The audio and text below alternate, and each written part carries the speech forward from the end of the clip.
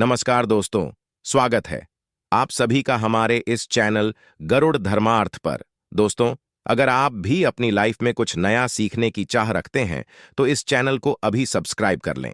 दोस्तों, आप सभी लोग जानते हैं कि 23 अगस्त 2024 को पड़ रही है शुक्रवार संकष्टी चतुर्थी तिथि।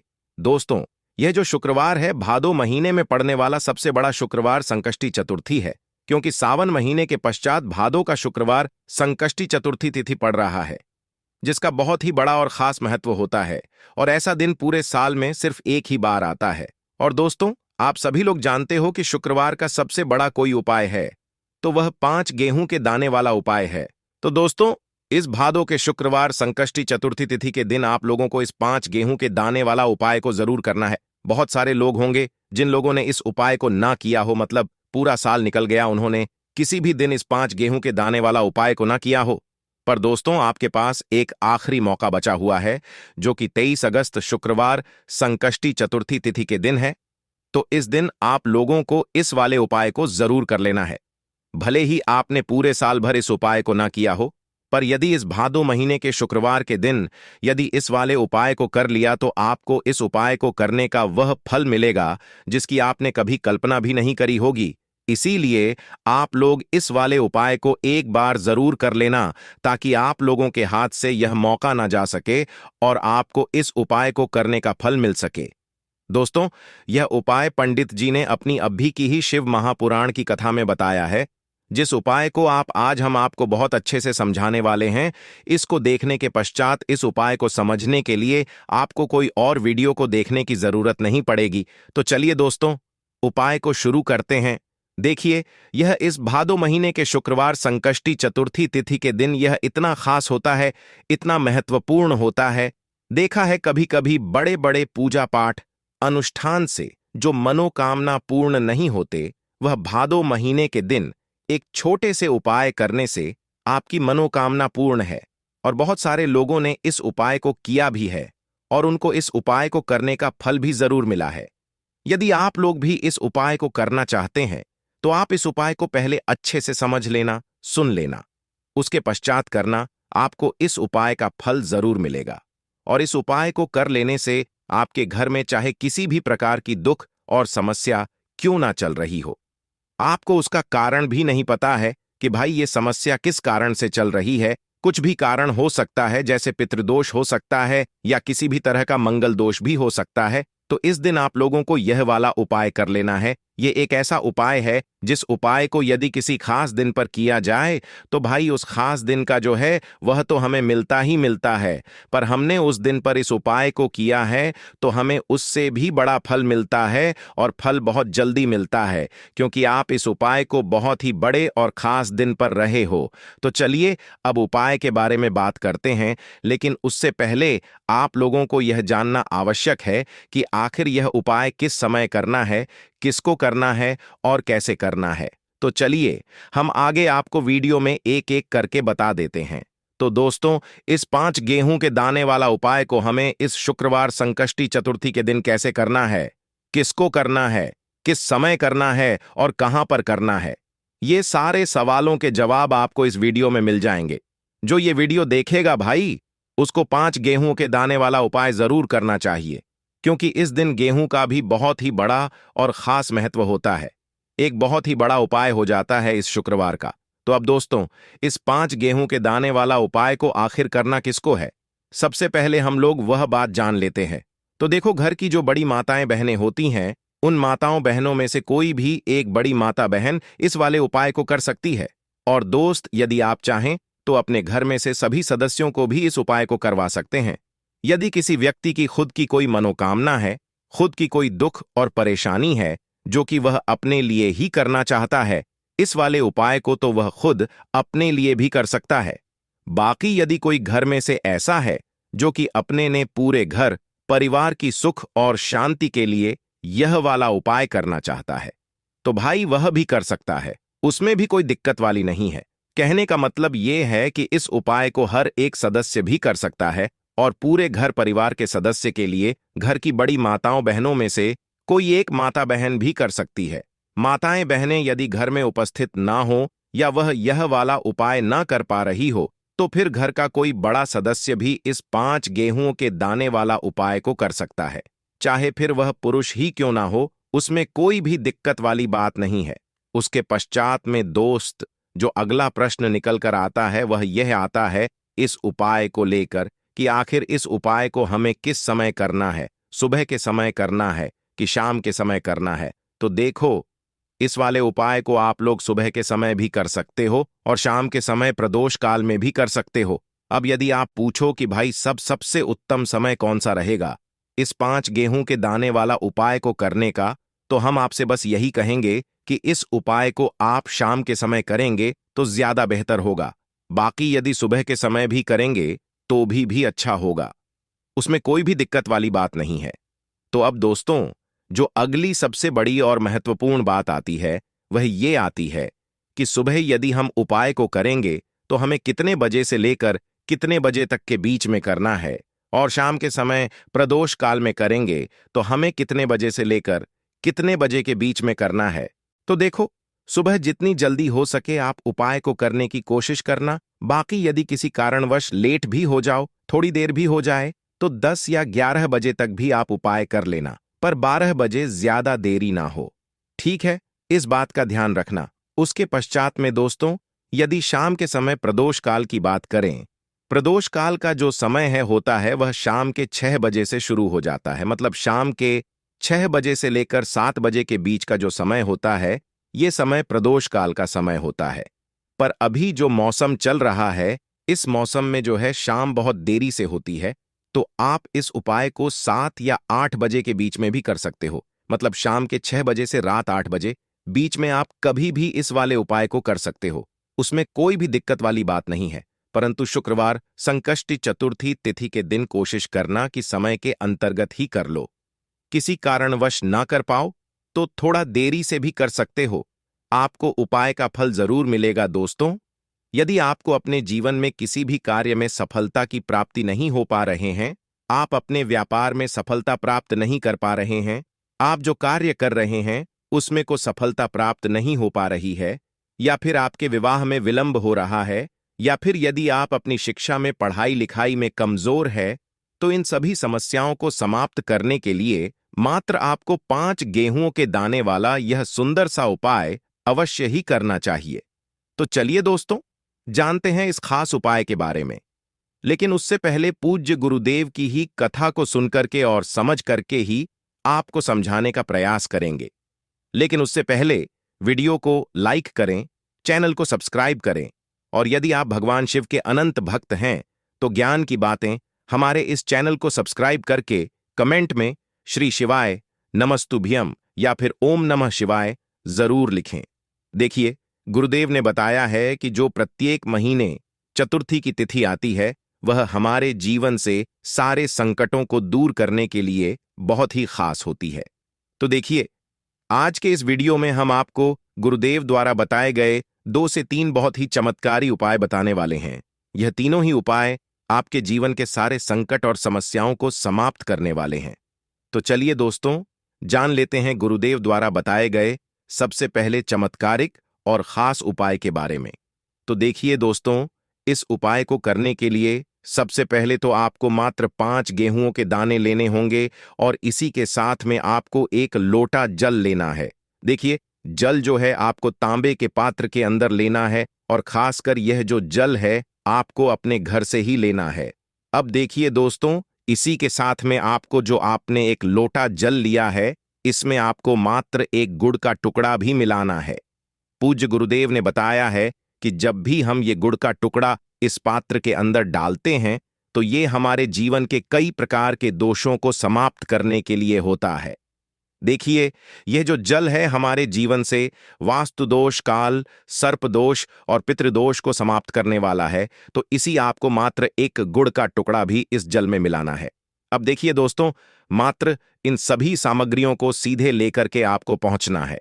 भगवान शिव के मंदिर में केवल आपको एक खास बात का ध्यान रखना है कि आपने जो 5 गेहूं के दाने लिए हैं ये कहीं से भी टूटे हुए खंडित नहीं होने चाहिए। इस बात का आपको खास कर ध्यान रखना है।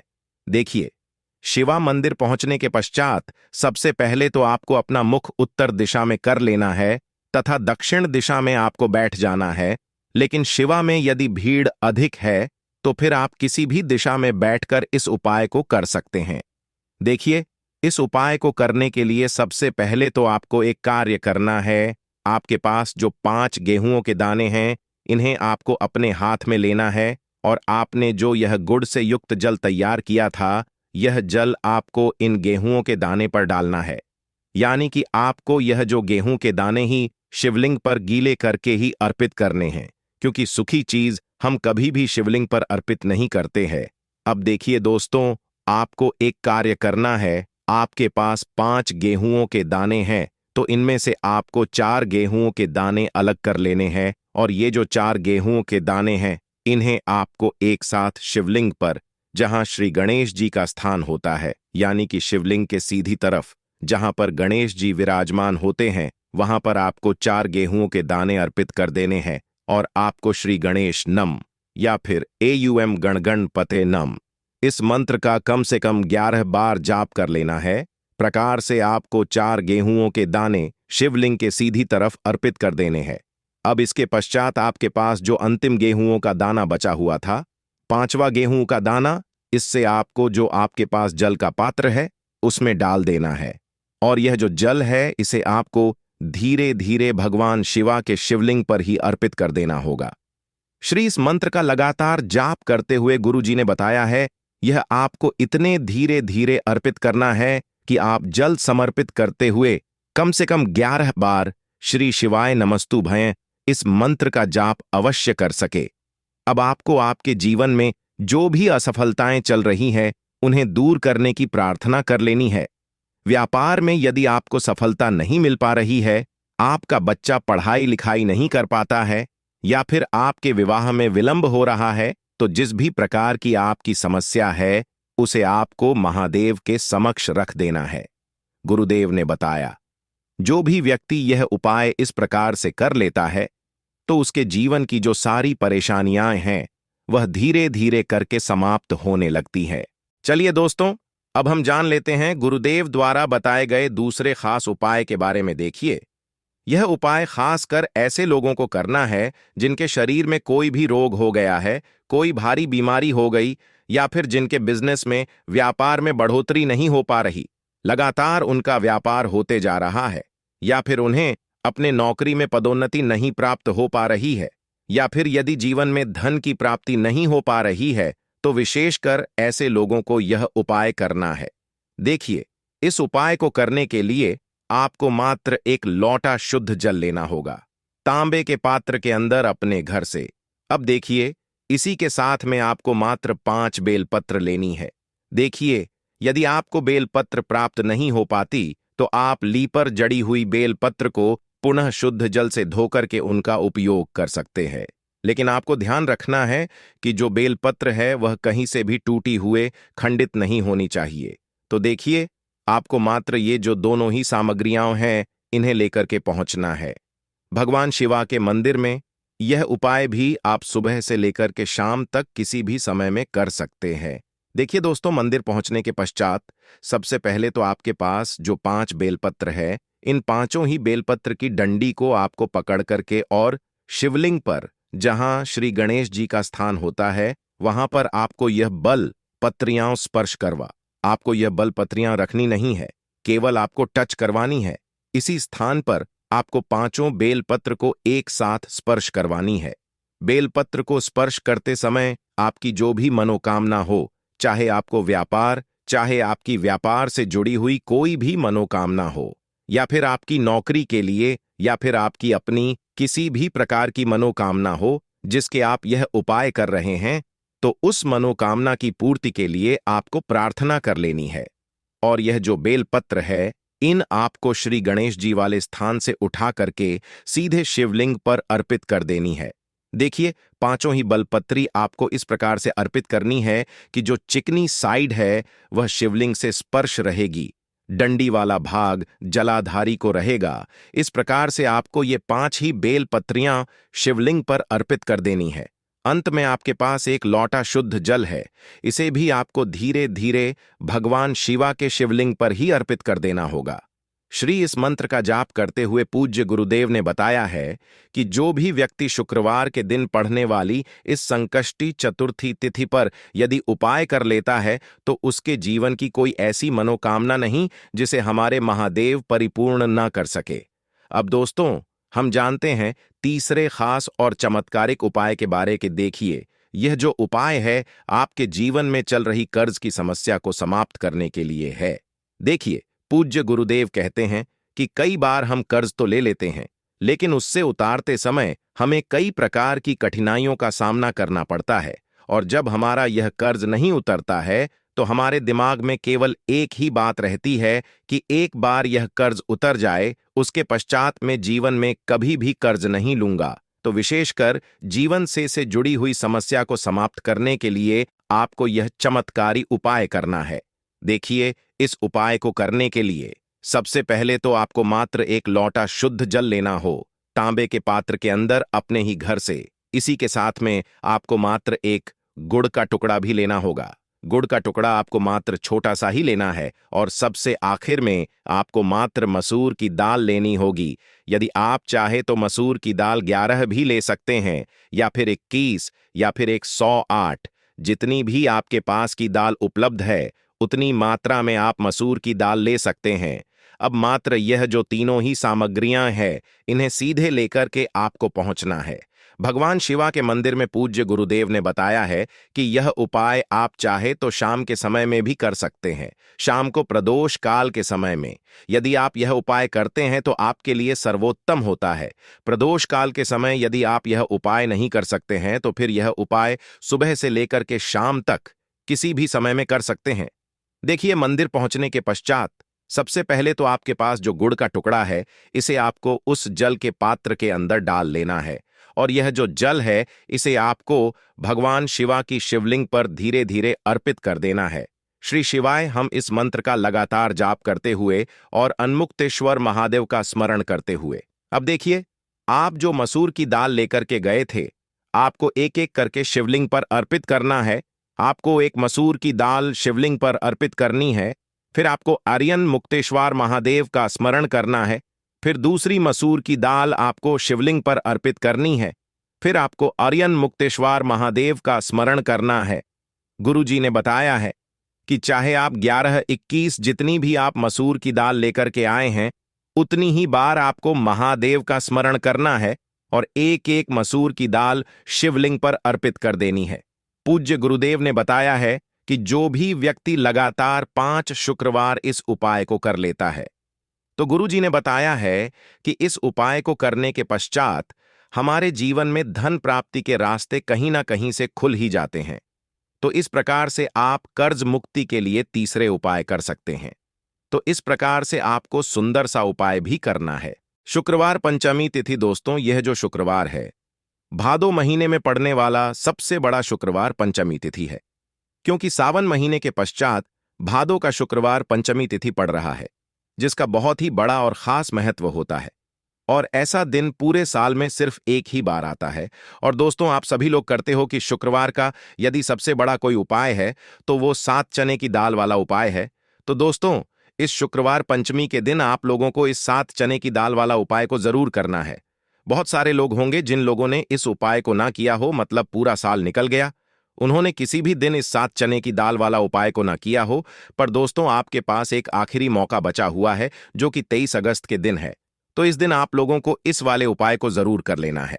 भले ही आपने पूरे साल भर इस उपाय को ना किया हो, पर यदि आपने इस भादो महीने के शुक्रवार पंचमी के दिन यदि इस वाले उपाय को कर लिया, तो आपको इस उपाय को करने का वह फल मिलेगा जिसकी आपने कभी कल्पना भी नहीं करी होगी।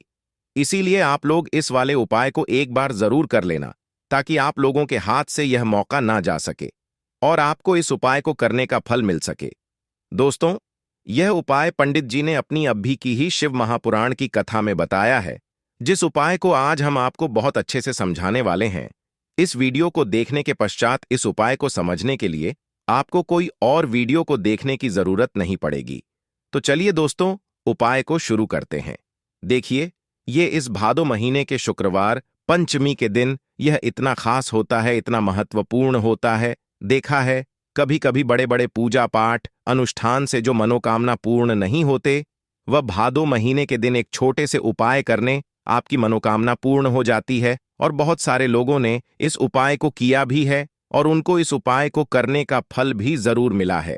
यदि आप लोग भी इस उपाय को करना चाहते हैं तो आप इस उपाय को पहले अच्छे से समझ लेना, सुन लेना, उसके पश्चात करना। आपको इस उपाय का फल जरूर मिलेगा और इस उपाय को कर लेने से आपके घर में चाहे किसी भी प्रकार की दुख और समस्या क्यों ना चल रही हो, आपको उसका कारण भी नहीं पता है।